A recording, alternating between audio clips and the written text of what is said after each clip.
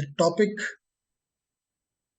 okay, and the topic in which we are interested to study today, we know, is about the IP version 6. याद है ना? ये भूल गए? Okay, okay.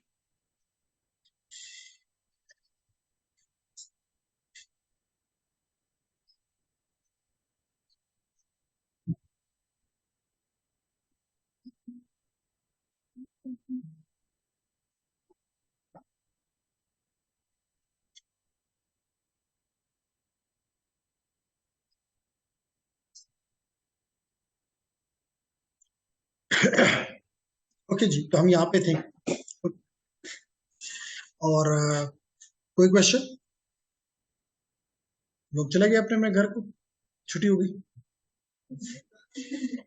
अच्छा, तो जस्ट आपके साथ एक ये टॉपिक शुरू करने से पहले, क्योंकि हमारे स्टूडेंट्स में कुछ ऐसी चीजें भी होती हैं जो कि रियलिटी में नहीं होती, लेकिन दे फील कि जी शायद ऐसा है। तो ये एक स्लाइड या एक कोर्स जस्ट मैं सोच रहा था कि क्या हम इसको स्टार्ट कर सकते हैं या नहीं, लेकिन दैट इज अबाउट दी, और उस कोर्स को मैं भी आपके साथ डिस्कस भी नहीं करता, लेकिन जस्ट जो चीज आपके साथ शेयर करना चाहता हूं कि आपकी सोच थोड़ी सी बदल जाए, और वो है ये। तो ये सर्वे है और ऑथेंटिकेटेड सर्वे है। तो ये कहता है कि based upon this they are telling us कि जी हमारे ग्रेजुएट्स का मसला क्या है। तो द 2022 ग्लोबल टैलेंट शॉर्टेज कहता है global talent shortage reach a 16 year high. इसका मतलब है कि हर साल ये शॉर्टेज कम होने की बजाय बढ़ रही है। एंड 3 in 4 एम्प्लॉयर्स, यानी 4 में से 3 ये कहते हैं कि they are finding difficulty in getting the right people. अगर मैं इसके वर्ड कॉपी करूं तो कहता है कि 3 in 4 employers report difficulty finding the talent they need, यानी उनको जो टैलेंट चाहिए वो उनको नहीं मिल रहा। इसका मतलब है कि वो यूनिवर्सिटीज से या कॉलेजेस से इंडस्ट्री गिला कर रही है कि हमें जो चाहिए वो आप हमें नहीं दे रहे, जिसकी वजह से स्टूडेंट ये कह रहा है कि इंजीनियरिंग तबाह था। जैसे कि आज एक स्टूडेंट ने मॉर्निंग में एक वो कि रोजगार निश्ता, और ये कह रहे हैं कि हमें बंदे नहीं मिल रहे। तो कम से कम ये झूठ तो नहीं बोल रहे। और ये भी साथ में उसने पिछले कई सालों का डेटा देख के 2006 से लेकर 2022 तक कि ये गैप अब तो तकरीबन देखें 35, 36, 38, 40, 45, 54, 69 एंड 75 कॉन्स्टेंटली इंक्रीजिंग। तो क्या इसकी क्या वजह है? और खुशकिस्मती से हमारी फील्ड सबसे टॉप पे है, यानी कि the top 5 in demand roles में आईटी एंड डेटा है। तो हमें तो बेरोजगार होने का सोचना भी नहीं चाहिए। तो मसला क्या है कि हम बेरोजगार भी हैं। इसका मतलब यह है कि जो राइट स्किल्स इंडस्ट्री मांग रही है, अगर वो हमारे पास हो तो देयर इज नो शॉर्टेज। और इसके अलावा क्या ये तो हम मतलब इस बाकी मैं इसलिए नहीं करता कि कम से कम डेफिनेटली एक इंजीनियर को एज ए सेल या मार्केटिंग या ऑपरेशंस इनमें काम नहीं करना। उसको करना है तो या तो आईटी एंड डेटा में करना है या मैन्युफैक्चरिंग एंड प्रोडक्शन में करना। तो ये हमारी मतलब हम तो ऑन इन टॉप 5 रोल्स में मौजूद हैं। इसके अलावा हमें जो स्किल सॉफ्ट चाहिए वो हमें थोड़ा सोचना पड़ेगा कि whether we are getting the soft skills or not. And the soft skills are reliability and self discipline. हम कितने रिलायबल हैं, हम अपने काम को जो हमें दिया जाता है हम उसको करने में किस हद तक सिंसियर होते हैं। नंबर 2, एडेप्टेबिलिटी हमारे में कितनी है। Resilience and adaptability is the same thing. हम अपने आप को किस तरह उस नए माहौल में ढाल लेते हैं। Number 3, reasoning and problem solving, क्योंकि लाइन तो इंडस्ट्री में हमें प्रॉब्लम देना है। हम में वो प्रॉब्लम को सॉल्व करने का कितनी हिम्मत है, या हम उनको कहते हैं जी ये हमें यूनिवर्सिटी में नहीं पढ़ाया गया, कॉलेज में नहीं पढ़ाया गया, इसलिए सॉरी, किसी और से बात करो। Next is creativity. कितना हम नई नई चीजें, नए नए काम करते वक्त हमें डर लगता है या हम कर सकते हैं, ये लिखा है। And last one is the critical thinking and analysis. हम तो माशाल्लाह 4 साल पुरानी या 5 साल पुरानी लैब रिपोर्ट्स भी दोबारा प्रिंट करके दे देते हैं कि जी ले लो। सो वो कहता नहीं, खुद ये एनालिसिस करना या क्रिटिकल थिंकिंग करने में बच्चों की कैपेबिलिटीज हैं या नहीं है। तो ये तो चंद सॉफ्ट स्किल्स की तरफ उसने इशारा किया, लेकिन जो हमारी फील्ड है वो आपको नजर आ रहा है कि हम नंबर 1 है। हमें ये गम नहीं है कि जी मार्केट में हमारी जगह नहीं है। चाहे हम जो अभी हमारा कोर्स चल रहा है that is related to the IT, and we may go to the data analytics, हमें कोई नहीं रोक सकता, हमारी स्किल्स हम हासिल कर सकते हैं। और इसके अलावा जो चीज इसने एक और अच्छी हमें बताने की कोशिश की है, वो अगर नेक्स्ट स्लाइड पे, can you see this one, Python programming, और ये पिछले 3 साल का डेटा है। Probably among the few science, क्योंकि अगर हमें डेटा एनालिसिस में जाना तो नाइस, लेकिन अगर नहीं जाना तो कम से कम ये 3 बार हमें कुछ बता रही है। That is from 2021 and 22 probably, ये यहाँ नीचे लिखा भी हुआ है अगर नजर आ रहा हो तो 19, 20, 21। तो ये बात बता रही है कि किस तरह, बाकियों को अगर आप देखें तो कोई खास ऐसा नहीं है, लेकिन यहाँ पे बात बड़ी जंप कर रही है। तो देन हम क्यों प्रोग्रामिंग से डर रहे हैं?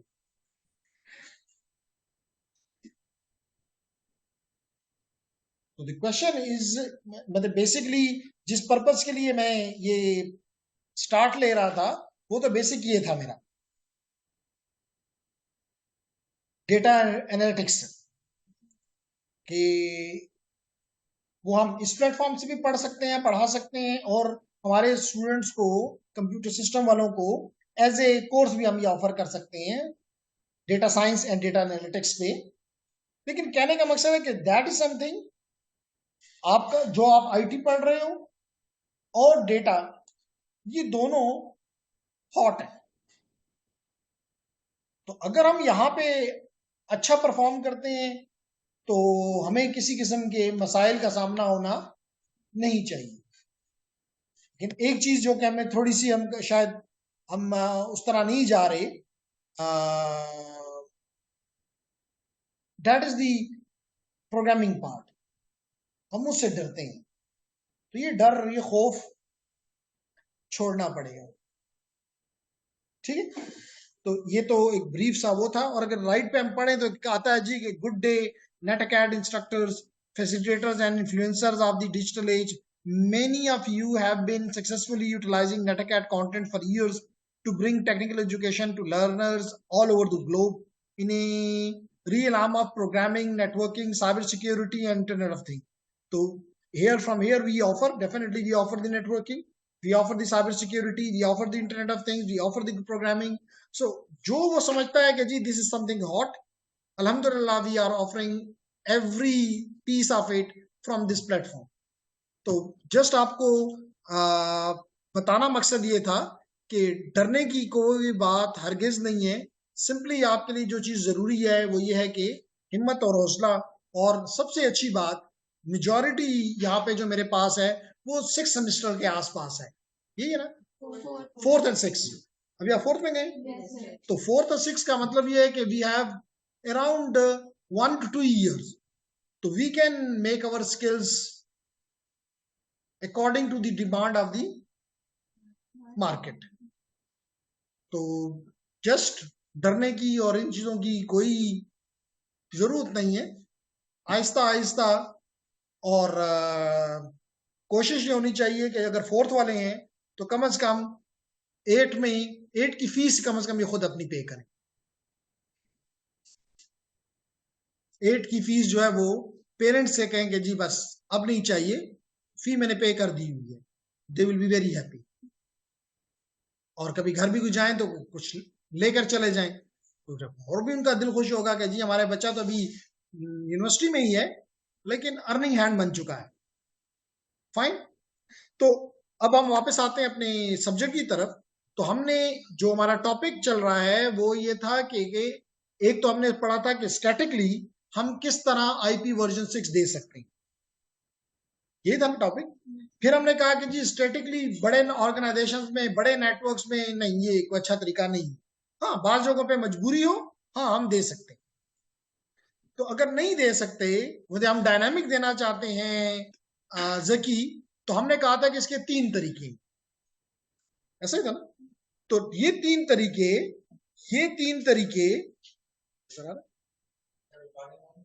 रिकॉर्डिंग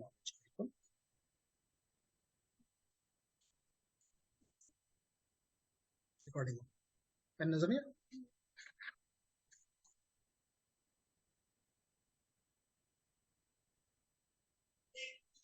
जी। तो हमने कहा कि हमारे पास 3 तरीके हैं। एक स्लैक, एक जो है वो स्लैक,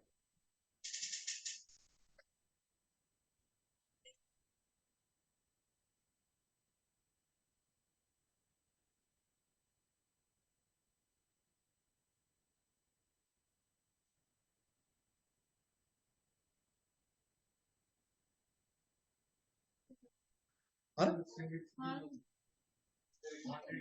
ओ मैं किसी और स्लाइड पे फंसा हुआ हूँ।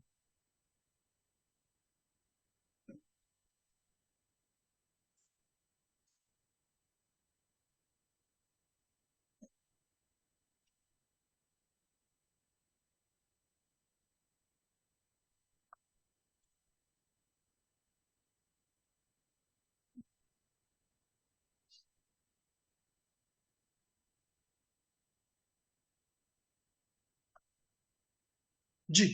तो अब हमने कहा कि जी एक हमने इसमें पढ़ा कि हमारे पास जो मेथड है वो है स्लैक। स्लैक का मतलब है स्टेटलेस एड्रेस ऑटो कॉन्फ़िगरेशन, जिसमें चलिए पहले लिख दूं नाम। नंबर 2 स्टेटलेस, या we may call as the slack with stateless DHCP, stateless DHCP. And number 3 is, as you can see on your screen, stateful DHCP version 6, ये भी स्टेटलेस DHCP वर्जन 6। ठीक। तो हमने यहां पे ये देखा कि स्लैक में ये होता है कि सिंपल आपका राउटर और कौन कौन सी चीजें चाहिए। हमने कहा सबसे पहले तो हमें आईपी प्रीफिक्स पर चाहिए, तो प्रीफिक्स चाहिए, इसका लेंथ चाहिए, नेटवर्क प्रीफिक्स लेंथ चाहिए। नंबर 3 हमें डीएनएस चाहिए। हमें नंबर 4 डोमेन नेम चाहिए। तो ये सारी, और गेटवे चाहिए, सबसे इंपॉर्टेंट डोमेन नेम चाहिए। नंबर 5 गेटवे चाहिए, डिफॉल्ट गेटवे चाहिए। तो अगर ये सारी चीजें, अल्दो कि हमने कहा कि जिस इंटरफेस से ये राउटर देता है तो उसमें सोर्स एड्रेस तो उसने अपना लिखा हुआ है, हम उस सोर्स एड्रेस को रीड कर लेंगे और उसको अपना गेटवे मान लेंगे। बाकी चीजें वो हमें प्रोवाइड कर दे। अगर किस में प्रोवाइड करेगा? Router advertisement. किस में प्रोवाइड करेगा? Router advertisement. और हो सकता है कि हमने उसके लिए राउटर सोलिसिटेशन किया हो, लेकिन ये हर 200 सेकंड के बाद, 200 सेकंड के बाद खुद भी करता है। यानी आपने ना भी मांगा हो, और अगर आप मांगे भी तो वो सिर्फ आपको नहीं देता, सबको देता है। इसका मतलब उससे पहले भी आपको ये इंफॉर्मेशन मिल सकती है बस। तो जेंटलमैन, हमने कहा कि जी अगर ये सारी चीजें हमें इससे लेनी है, राउटर से लेनी है, तो हम कह रहे हैं कि जी हम नंबर 1 मेथड पे, नंबर 2 में हमने ये पढ़ा कि हमें कुछ इंफॉर्मेशन हम उससे ले लेते हैं, मिसाल के तौर पे गेटवे, प्रीफिक्स ले लेते हैं, प्रीफिक्स लेंथ ले लेते हैं, और बाकियों के लिए उसे कहते हैं कि डीएचसीपी के पास जाओ। मिसाल तौर पे डीएनएस चाहिए, डोमेन नेम चाहिए, हम कहते हैं ये उनसे पूछो, हमें नहीं पता। तो इसका मतलब है कि हमने कौन सा मेथड अपना लिया? Stateless DHCP, slack with stateless DHCP version 6। और थर्ड मेथड हमने ये सीखा या पढ़ा, जो पढ़ना शुरू कर रहे हैं, कि इट इज स्टेटफुल। और ये आपको बड़ा अगर नहीं है तो आप पूछ सकते हैं कि स्टेटफुल में और स्टेटलेस में क्या फर्क है, पता है ना? स्टेटफुल का मतलब ये है कि आपके मशीन को, आपके सर्वर को सब पता है कि किस मैक को मैंने, किस मैक एड्रेस को मैंने कौन सा आईपी दिया हुआ है, ये लिस्ट उसके पास मौजूद है। जैसे मिसाल मैंने आपको ये दी थी कि अगर मैं आपको अपनी मशीन दिखाऊं तो मुझे जो आईपी मिला हुआ है, फॉर एग्जांपल ये आईपी मिला हुआ है 10 डॉट ब्ला ब्ला, और ये मेरा मैक है, ये दोनों इंफॉर्मेशन को इस टेबल, इसके डीएचसीपी सर्वर के, डीएचसीपी सर्वर के पास मौजूद है। ये डीएचसीपी सर्वर के पास मौजूद है। अगर हम इस सर्वर को ओपन करने की ताकत रखते हुए तो बिल्कुल ये पॉसिबल है। और अगर आपको फिर भी शक हो तो क्लास जब मैं खत्म करूं तो मैं इनमें से किसी एक के साथ कनेक्ट हो जाऊंगा, क्योंकि इनके साथ जाने की मेरे पास पावर है। तो मैं आपको बता दूंगा कि इस वक्त इस सर्वर के साथ, इस मशीन के साथ कौन कौन सी मशीन कनेक्टेड है और कब से कनेक्टेड है और कब तक कनेक्टेड रहेगी, जिसको लीज टाइम कहते हैं। ठीक, तो इस किस्म के मैकेनिज्म को क्या कहते हैं? स्टेटफुल। लेकिन यहां पे क्योंकि आपको पता है कि प्रीफिक्स तो उसने दे दिया, लेकिन इसके साथ जो इंटरफेस का आईडी है वो तो मैंने अपने लिए खुद बनाया है, और वो कुछ भी हो सकता है। इसका मतलब है कि वो तो मुझे राउटर नहीं या किसी मशीन ने, डीएचसीपी सर्वर ने नहीं दिया। इसका मतलब वो इंफॉर्मेशन किसी के पास भी नहीं हो सकती। इसलिए हम इसको कहते हैं कि ये स्टेटलेस है। लेकिन जो थर्ड स्टेट है, इसमें जैसे कि आपने अभी देख रहे हैं कि नंबर 1 पे, आप यहाँ पे देख रहे हैं कि नंबर 1 पे नजर तो आ रहा है, लेकिन मैं फिर भी इसको थोड़ा बड़ा कर देता हूं।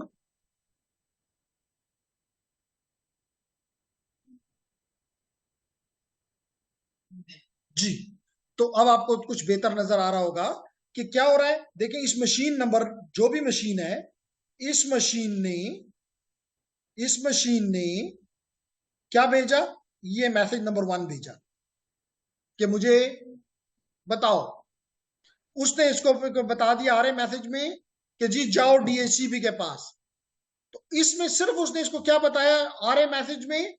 जब मैसेज भेजा इसको, सबको ब्रॉडकास्ट किया। यहाँ तो एक है ना, मैं कह रहा हूं जितने भी हैं सबको ब्रॉडकास्ट किया, उससे इसका गेटवे सामने आ गया, जो कि आपको पता है कि मोस्टली एलए होता है, लिंक लेयर एड्रेस होता है एलए, मे बी FE80::1। तो वो एड्रेस यहाँ पे इसके पास आ गया। बाकी के लिए इसको बता दिया गया कि जी डीएचसीपी तुम्हारे आसपास मौजूद है, इस डीएचसीपी के पास जाओ और बाकी सारी चीजें ले लो इससे, इस डीएचसीपी वर्जन 6 से। तो दे यहां से फिर आपने उससे मांग लिया कि जी, अब उसने आपको पूरा 128 बिट दिया। जब पूरा 128 बिट है तो उसने अपने पास रिकॉर्ड कर लिया। जब आप इसके पास गए, देखें नंबर 1 पे आप गए किसके पास? राउटर के पास। राउटर के बाद राउटर ने आपको जवाब दिया, तो वहां से आपको गेटवे मिल गया, और साथ ही उसने डीएचसीपी का एड्रेस बताया। मैं डीएच थर्ड मैसेज में मैं डीएचसीपी के पास चला गया। अब डीएचसीपी मुझे बता रहा है कि जी ये चीजें जो जो तुम्हें चाहिए, ये तुम्हारा डीएनएस है, ये तुम्हारा डोमेन नेम है, ये तुम्हारा कंप्लीट IPv4 एड्रेस है, जिसमें प्रीफिक्स लेंथ भी शामिल है और प्रीफिक्स भी शामिल है। तो कंप्लीट इंफॉर्मेशन मेरे पास आ गई, और वो उसने अपने पास स्टोर भी कर ली। बात समझ आ गई? तो सच ए मेथड इज कॉल्ड, जैसे कि आपको नजर आ रहा है, स्लैक स्टेटफुल DHCP वर्जन 6। सो यहाँ पे अगर आप स्क्रीन पे देखना चाहें तो कहता है कि RA which is ICMP version 6 का मैसेज है, can instruct device to use stateful DHCP version 6 only. And क्या है? Stateful DHCP version 6 is similar to DHCP version 4। क्यों? कि दोनों स्टेटफुल है। DHCP जो IPv वर्जन 4 के लिए है और स्टेटफुल DHCP वर्जन 6 है, ये क्यों सिमिलर है? क्यों? Because both are स्टेटफुल। तो कहते हैं device can automatically receive A GUA prefix length and the addresses are DNS from the stateful DHCP version 6 server. कहते the RA message suggests device use the following. Number 1, the router LLA as a gateway. The router LLA, which is the RA message, RA source IPv6 address for the default gateway. And number 2, it tells you about the domain name, yani DHCP. ये कह रहा है stateful DHCP server to obtain a GUA, DNS server address, domain name, and other necessary information is also provided by this machine.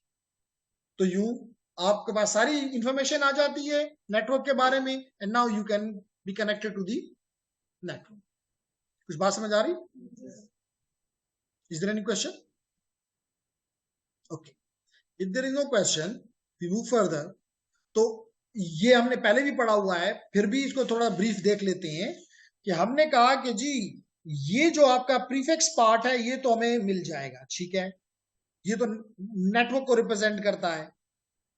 जो इसमें ये part है जो interface को रिप्रेजेंट करता है, जिसको मैंने ग्रीन में रिप्रेजेंट किया, ये 64 बिट मुझे कहा कैसे मिलेंगे. पहले दो मेथड्स में, चाहे स्लैक है चाहे स्लैक विद स्टेटलेस DHCP है, तो इन दोनों में मुझे ये खुद बनाना है. तो एक तरीका तो मैंने कहा कि जी रैंडमली. अगर आप लोगों ने अपने मैटलैब में या इस चीजों में काम किया है तो आपको पता होगा कि किस तरह कोई भी मशीन, कोई भी एल्गोरिथम रैंडमली नंबर जनरेट कर लेता है.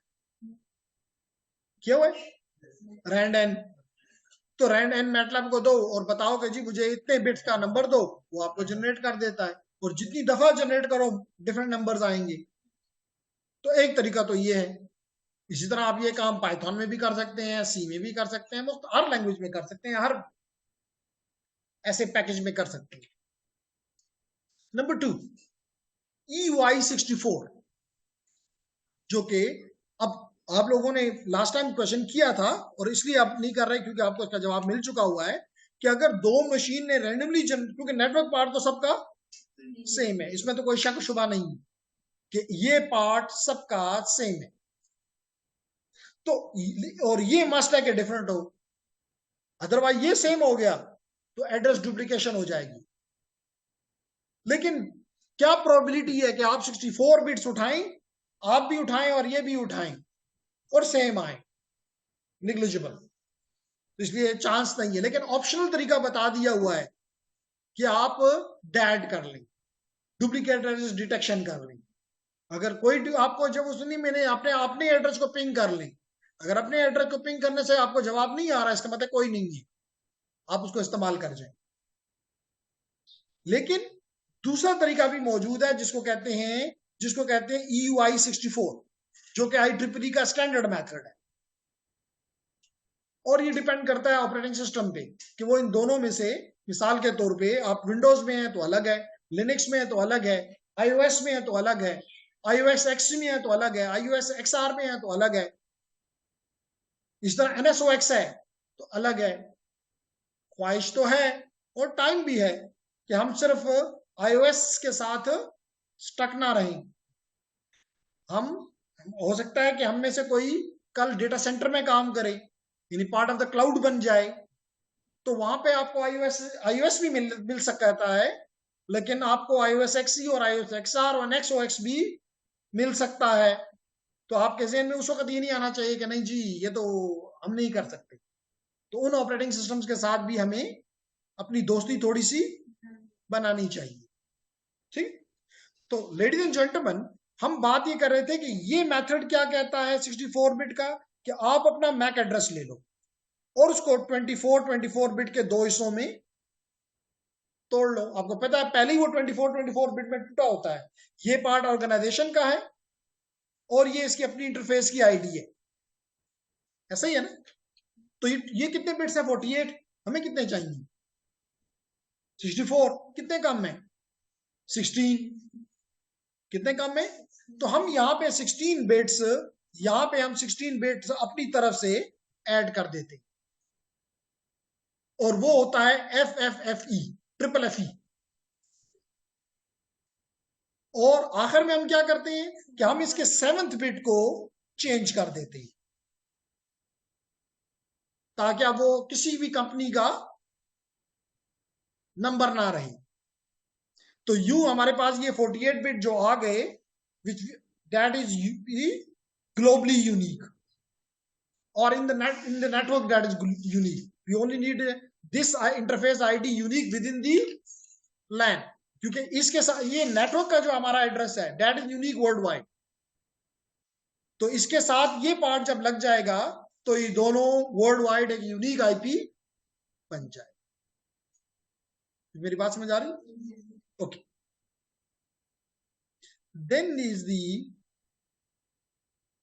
यही बात यहां पे ये बता रहा है कि क्या किया जी, आपका 48 बिट का मैक एड्रेस था, जो कि फॉर एग्जांपल ये था FC 99 47 ब्ला ब्ला। अब इसको आप दो हिस्सों में ब्रेक कर दें, ये आपकी, और ये 24 first bit which is the identification of the organisation, और ये उसकी आईडी है। तो अब आपने क्या कर दिया, देख लें जी, FC 99 47, दरमियान में मैंने कहा कि लगा दो FFE, कलर चेंज कर देते हैं ताकि वाकई आपको नजर आए। So may I go like here and I write here FFFE,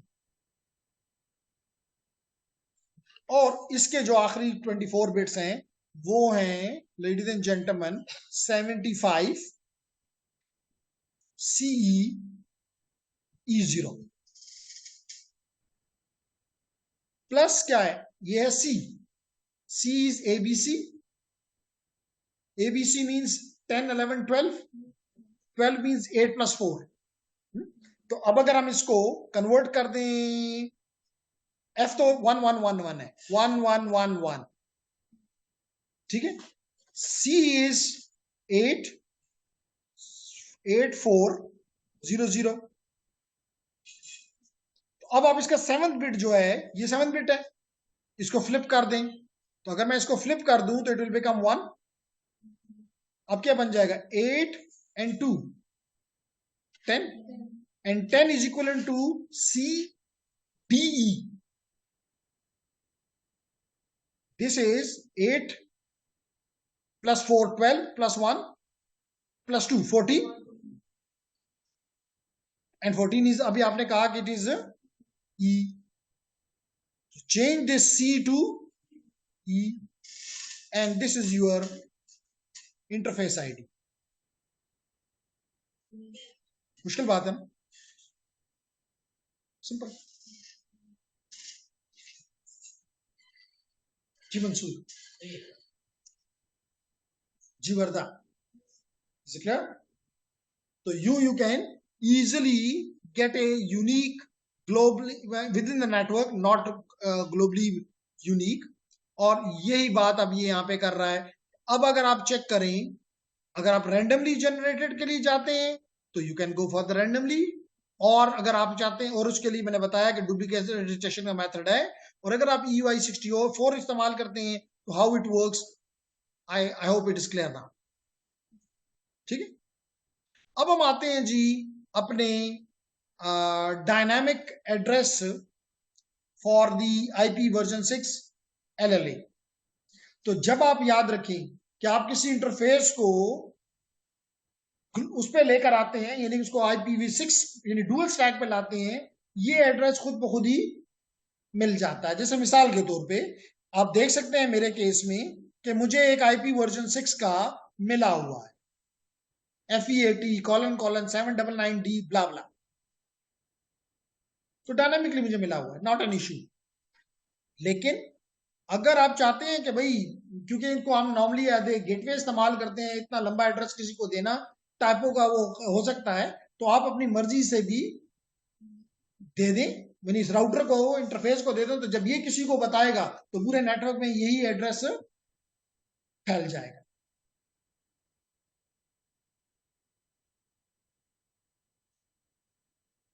so here we are, कहता है ऑल IPv6 इंटरफेसेस, ये तो हमने पहले कंफर्म किया हुआ है कि कुछ एड्रेसेस ऐसे हैं जो कि हर इंटरफेस के, अगर हम IPv6 में जाते हैं तो कुछ एड्रेसेस हर एक के होंगे। मिसाल के तौर पे थोड़ी सी इस पे काम कर लेते हैं एंड देन इस पे आगे बढ़ते हैं। मिसाल के तौर पे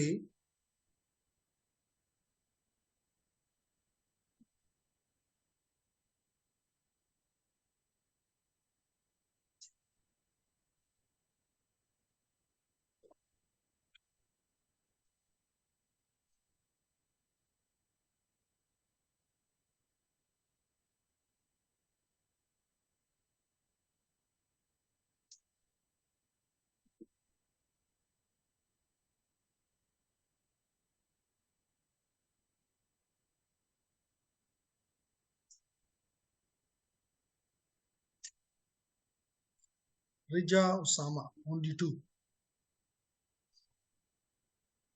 जी, तो रिजा एंड उसामा आप देख सकते हैं कि हम एक आदत राउटर रख लेते हैं। कोई भी हमने राउटर रख लिया, हम एक आध स्विच भी ले लेते हैं। चलें, अगर आपका दिल चाहता है तो हम एक और मॉडल का राउटर भी यहाँ लगा देते हैं, क्योंकि आपको पता है कि डिफरेंट मॉडल्स हो सकते हैं, कोई आप पे पाबंदी नहीं है।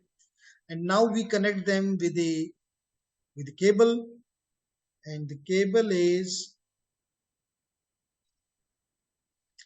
cable is the straight cable हम ले लेते हैं, और बल्कि क्रॉस ले लेते हैं और इसको कनेक्ट कर देते हैं गीगाबिट 00 को गीगाबिट 00 के साथ, और ले लेते हैं एक और केबल, इधर का स्विच इधर के स्विच के साथ कनेक्ट कर रहा हूं। तो ये मैंने कनेक्ट कर दिया, और दिल चाहे तो एक डिवाइस भी यहाँ कनेक्ट कर दें। ये आपने एक डिवाइस ले लिया और स्ट्रेट केबल के जरिए आपने ये स्ट्रेट केबल ली और यहाँ पे इसको आपने कनेक्ट कर दिया। अब आप मुझे यहाँ पे बताएं कि इंजीनियरों, यहाँ पे कितने नेटवर्क्स हैं? 2 नेटवर्क्स हैं। अगर यहाँ पे 2 नेटवर्क्स हैं, आपकी मर्जी, हम कह देते हैं जी कि ये नेटवर्क जो है 192 नहीं, IP6 में जाती, ये है 2001 BCD, कुछ भी रख लें, BCD कॉलन, चाहे तो हम ये कर लेते हैं कि हम यहाँ पे लिखते हैं NS lookup, एक वर्किंग वो ले लेते हैं जस्ट टू मेक कि भाई कुछ भी हो सकता है, और दे देते हैं फॉर एग्जांपल सिस्को पर चले जाते हैं www.cisco.com, इंटर करते हैं तो हमें ये मिल गया। आप में से कोई इसको अपने पास रिकॉर्ड कर लेगा इन 2 IPs को? 2600:140F:5:D8A: और दूसरा है 2600:140F:5:D9D: तो लेडीज एंड जेंटलमैन, हमारे पास ये 2 राउटर्स आ गए। इनको हम थोड़ा बहुत खेल के इनके यहाँ पे हम लिख देते हैं कि जी ये वाला एड्रेस जो है वो 2600:140F 140F:5:DAA: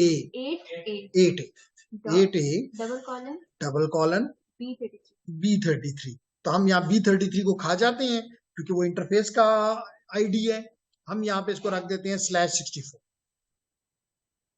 और यहाँ का जो नेटवर्क है वो है 2600:140F:5:D9D:/64।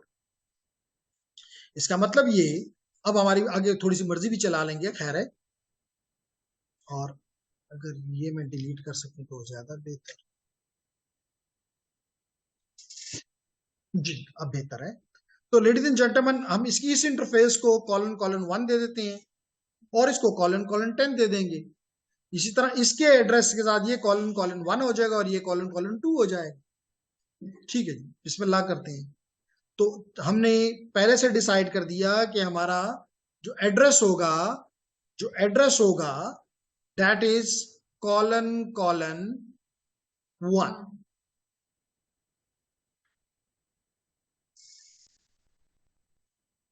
कॉलन कॉलन 1 इसका भी होगा, let it be colon colon 1 और इसका हो जाएगा कॉलन कॉलन 2। चलिए जी ठीक है, तो बिस्मिल्लाह करते हैं। राउटर के पास गए और इसकी CLI पे गए और यहाँ पे नो करके यहाँ पे आ गए। और इसके अलावा एनीवन फ्रॉम दी ऑनलाइन, कोई मसला तो नहीं है? No sir. Okay nice.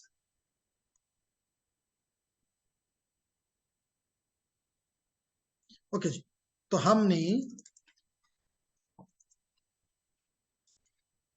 तो हम यहाँ पे एनेबल करते हैं और यहाँ पे हम कॉन्फ टर्मिनल करते हैं और इसकी इंटरफेस को मैं देखना चाह रहा था कि कौन सी इंटरफेस है। गीगाबिट 001, तो इंटरफेस गीगाबिट 001,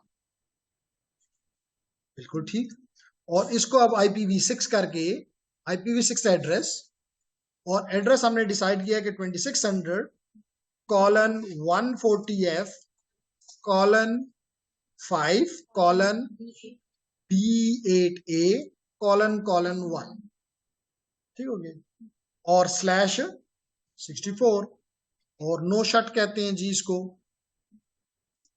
और जो ही नो शट किया तो कुछ खूबियां, अच्छी बातें हमें नजर आ गई कि जो ब्राउन था डेट चेंजिंग टू ग्रीन। तो ये तो ये वाला काम हो गया। अब हम इसकी दूसरी इंटरफेस भी यहीं पे सॉल्व कर जाते हैं, विच इज 000।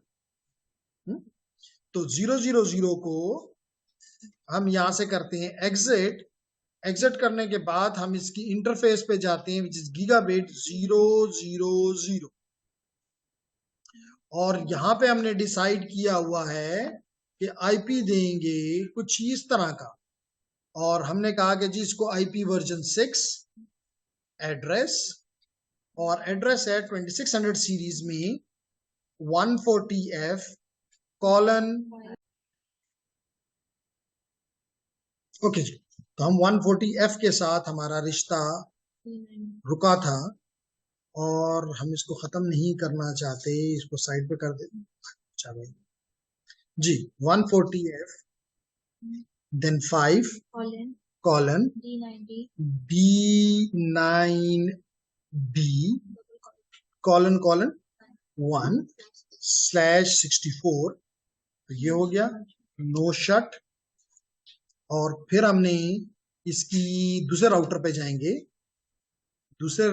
जाएंगे और इस राउटर की भी CLI पे जाके और नो करके और एनेबल करके और कॉन्फ टर्मिनल करके और इसकी इंटरफेस, इसकी भी 000 है, इंटरफेस गीगाबिट 000 और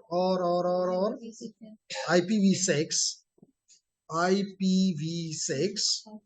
address, and the IPv6 address के साथ एड्रेस हम इसको देंगे 2600 colon 140F colon 5 colon B9D colon 2/64 and no shut. देखें जो ही हमने दिया ये भी ठीक हो गया। अब मैं तो किसी भी एक राउटर पे आ सकता हूं, लेकिन मैं इस राउटर पे आके जो मैं इस पे काम कर रहा था, चेक करते हैं कि हमने क्या दिया और इसके पास क्या है। हम यहां से करते हैं एंड और अब करते हैं शो। पहले तो IPv6 इंटरफेस ब्रीफ, तो पता चल रहा है कि इसकी जो 00 इंटरफेस है उसका ये एड्रेस इसको खुद ही मिल गया है। मिल गया ना? हमने तो नहीं दिया ना? ये कौन सा एड्रेस है? LLA। और ये एड्रेस है जो हमने दिया है, and the same is with here and both are up. Both का मतलब है कि फिजिकल लेयर भी अप है और डेटा लिंक लेयर भी अप है। और अगर मैं अब इसको एक कमांड और दूं, जो कि मैं कम ही देता होता हूं, लेकिन शो इंटरफेसेस, और इंटरफेसेस में है गीगाबिट फॉर एग्जांपल 0/0/0।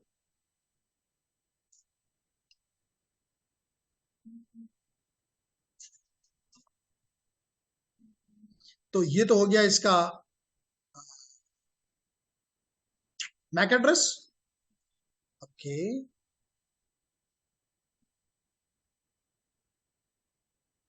और ये उसकी डुप्लेक्स स्पीड बता रहा है। मैं क्या देखना चाहता हूं,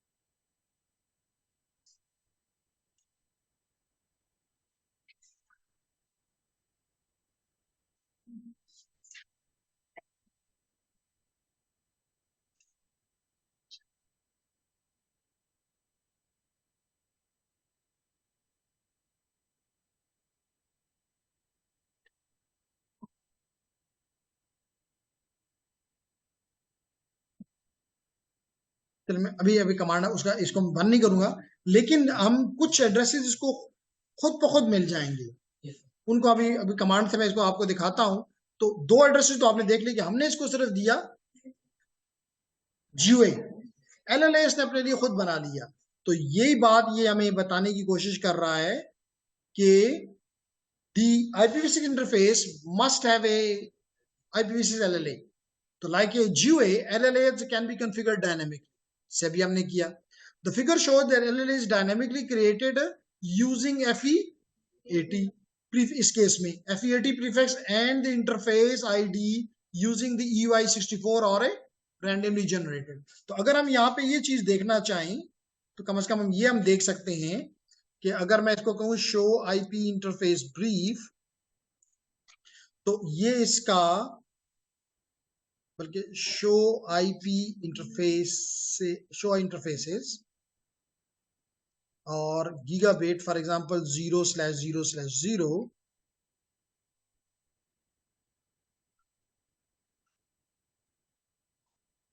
शो IP इंटरफेसेस,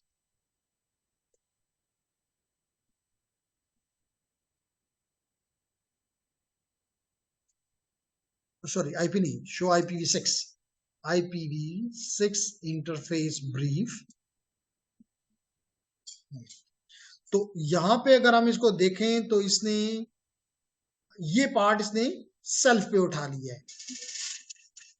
और ये देखें इसका, अगर ये B201 है तो ये B02। तो बेसिकली ये वाला एड्रेस इसने प्रोबेबली अगर हम इसका मैक एड्रेस देखें तो इसने या तो इसके मैक एड्रेस से उठाया होगा अगर EUI64 इस्तेमाल कर रहा है, या ये रैंडम, और ये रैंडम नहीं नजर आ रहा तो ये EUI64 से लिया गया है। तो अगर हम यहाँ पे चेक कर लेते हैं कि ये वाला पार्ट फर्स्ट 64 बिट जो है वो हमने दिए और अगले 64 बिट जो है वो इसको EUI64 ने दे दिए। ठीक, शो IPv6 interfaces gigabit 0/0/0। यहाँ पे ये चीज मैं देखना चाहता था, लेकिन वो IPv हम IP4 के साथ इतना हो गए हुए हैं कि वो ये भूल जाते हैं। So it is showing me they कि इसका लिंक लोकल एड्रेस कौन सा है। एलएलए नजर आ गया। और देखिए ये हमने इसको जीओए दिया और ये इसके साथ खुद ही मिल गया। और ये भी आपको बताऊंगा कि ये मल्टीकास्ट एड्रेसेस है। कौन से एड्रेसेस हैं? Multicast addresses. तो हमने इसको नहीं दिए। और मल्टीकास्ट क्यों, इस पे भी बात करूंगा, लेकिन एटलीस्ट यू अंडरस्टूड कि कुछ एड्रेस हमने सिर्फ एक दिया, बाकी एड्रेसेस इसने खुद उठा लिए। एंड मल्टीकास्ट तो पता है ना, मल्टीकास्ट तो पता है ना। तो इस मल्टीकास्ट की वजह से ये मुख्तलिफ ग्रुप्स में, और ये कौन से हैं, ये ऑल नोड मल्टीकास्ट ग्रुप है, ये ऑल रूटर्स मल्टीकास्ट ग्रुप है। पढ़ा है हमने? नहीं पढ़ा? पढ़ लेते हैं। ऑल नोड, जैसे मैंने आपको कहा था कि आईपी में 3 एड्रेसेस हैं, यूनिकास्ट, मल्टीकास्ट और एनीकास्ट। ब्रॉडकास्ट नहीं है। लेकिन हमने कहा था कि मल्टीकास्ट के अंदर ही एक टाइप है जिसको कहते हैं all node multicast group, which is equal to the broadcast. इसी तरह एक एड्रेस है जिसको कहते हैं all routers multicast group, which is a broadcast only for a all the routers in the network.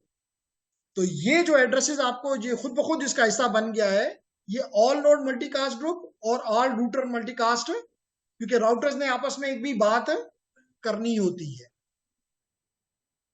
कुछ बात समझ आ रही? तो that was something which I wanted to explain.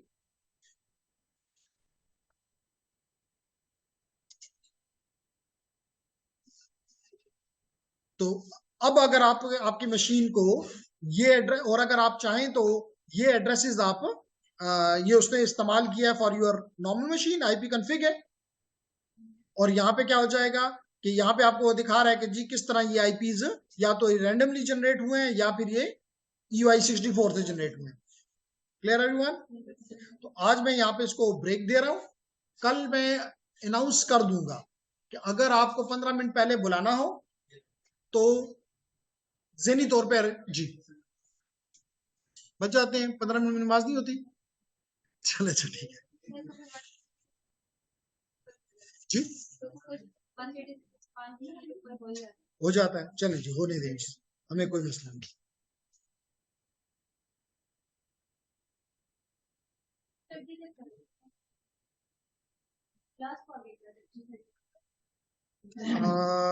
उसके बाद जो दूसरी क्लास है देख लेते हैं, उसका इतना शुरू